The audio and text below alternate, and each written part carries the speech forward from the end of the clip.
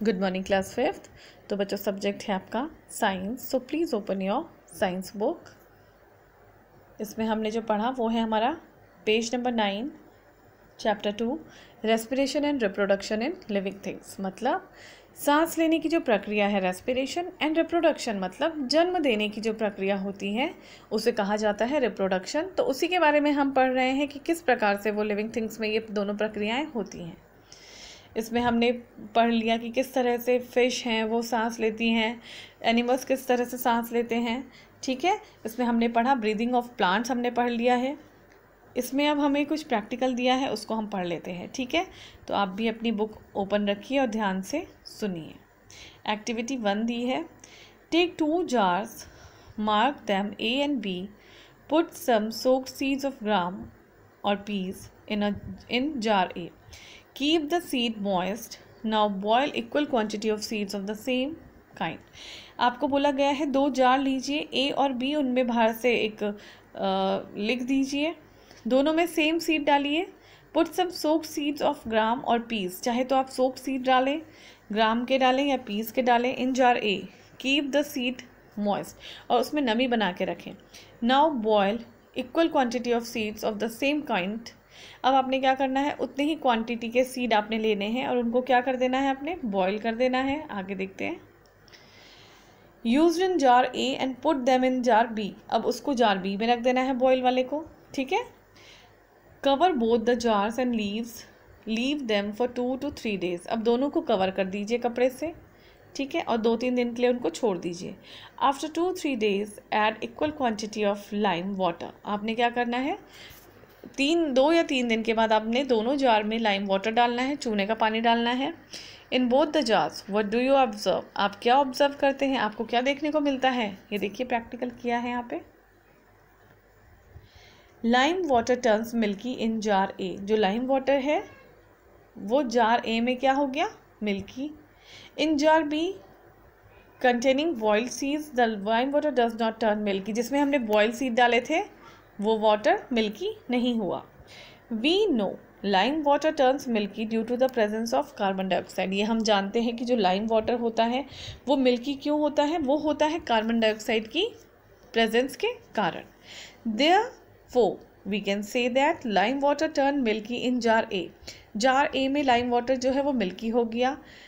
ठीक है, due to the presence of carbon dioxide, किसकी वजह से हुआ, कार्बन डाइऑक्साइड की वजह से। The germinating seeds breathe out carbon dioxide and turn lime water milky.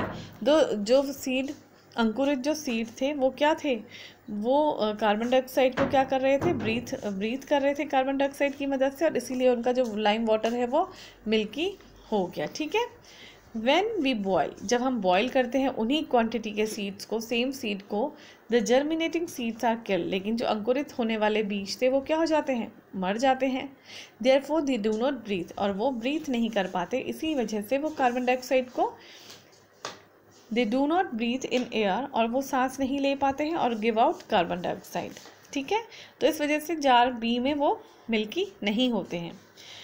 Reproduction in living things, अब हम पढ़ते हैं रिप्रोडक्शन इन लिविंग थिंग्स, किस प्रकार से रिप्रोडक्शन होता है लिविंग थिंग्स में।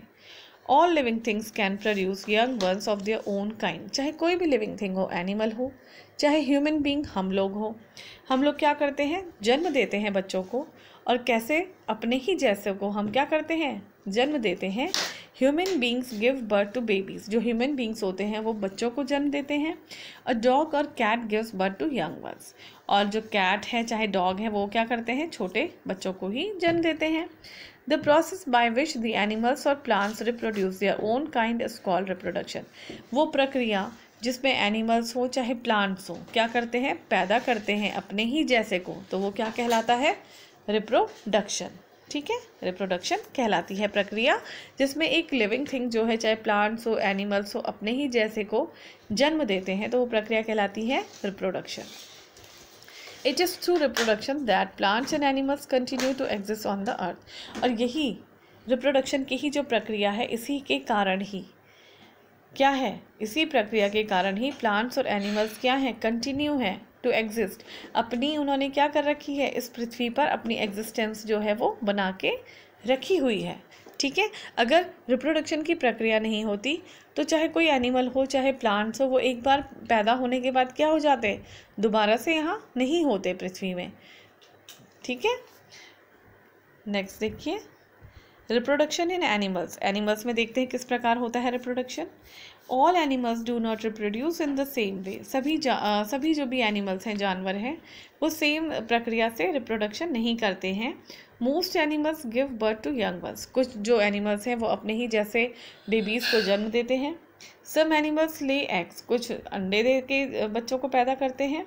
ठीक है, let us learn about common animals and their methods of reproduction. अब हम पढ़ते हैं कुछ कॉमन मेथड हैं जिस प्रकार से ये रिप्रोडक्शन होता है जानवरों में।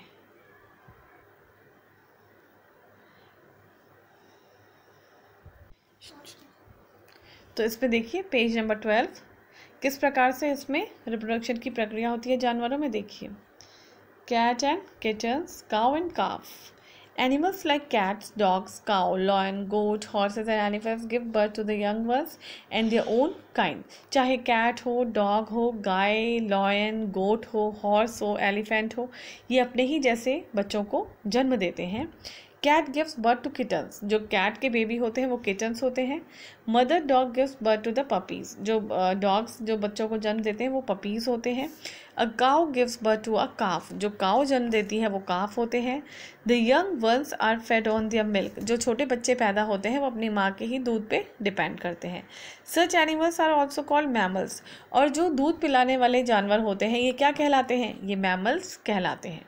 ठीक है, जन्म देने वाले जो जानवर हैं वो क्या कहलाते हैं, मैमल्स भी कहलाते हैं। ठीक है, रिप्रोडक्शन इन बर्ड्स हम पढ़ते हैं किस प्रकार से बर्ड्स में रिप्रोडक्शन की प्रक्रिया होती है।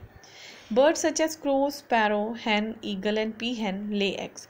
जो चिड़ियाएँ होती हैं वो क्या करती हैं, अंडे देके बच्चों को पैदा करती हैं। जैसे आपका क्रो हो गया, स्पैरो हो गया, हैन हो गया, ईगल हो गया, पी हैन हो गया, ये अंडे देते हैं और बच्चों को जन्म देते हैं। The eggs hatch into young ones. जो अंडे होते हैं वो बड़े होके क्या बन जाते हैं, बेबीज़ होते हैं। Many eggs have hard shells. कुछ अंडे जो होते हैं उनके जो शेल होते हैं वो हार्ड होते हैं। Shells protect the eggs. जो शेल होते हैं वो एग की रक्षा करते हैं। Some bird lay eggs in nest. कुछ चिड़ियाएँ जो होती हैं वो क्या करती हैं, नेस्ट में एग लेस कर देती हैं, एग दे देती हैं। The eggs of ostriches are very big. जो ऑस्ट्रिच होती है उनके जो एग होते हैं वो बहुत ज़्यादा बड़े होते हैं। ठीक है, तो अभी इतना ही पढ़ा रही हूँ, इसको आगे कंटिन्यू करेंगे हम नेक्स्ट वीडियो में। फ़िलहाल आपका काम है इसको एक बार फिर से रिवाइज़ करने का और उसके बाद हम इसको आगे कैरी ऑन करेंगे। ठीक है, तो एक बार रिवाइज़ करिए उसके बाद आगे बढ़ेंगे।